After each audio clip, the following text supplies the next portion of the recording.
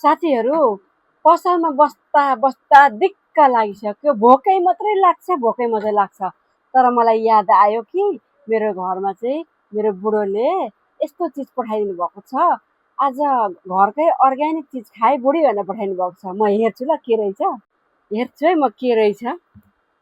टन्टाडा टन्टाडा, wow, अम्बक रहेछ। अम्बक के नै रहेछ भनेको अम्बक रहेछ।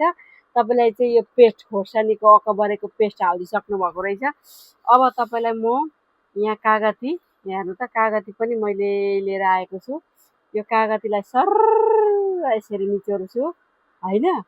अनि त्यसपछि हल्का के अरे यो नुन पनि हाल्छु, यसरी नुन पनि सर्र हाल्छु होइन।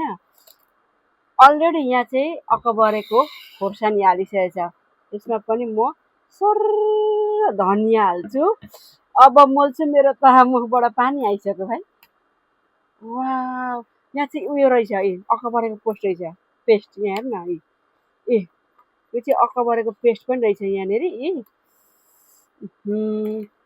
तपाईँहरूले पनि यसरी अम्बकहरू चाहिँ घरमा छ भने त्यत्तिकै नखानु के, अम्बकलाई चाहिँ यस्तो मजाले मोलेर चाहिँ खानु कि कस्तो मिठो हुँदो रहेछ हौ। आम्मामा यहाँ हेर्नु त, एकचोटि म यो खोर्सानी भएको अकबरे पेस्टको खोर्सानी भएको चाहिँ खाइहेर्छु ल।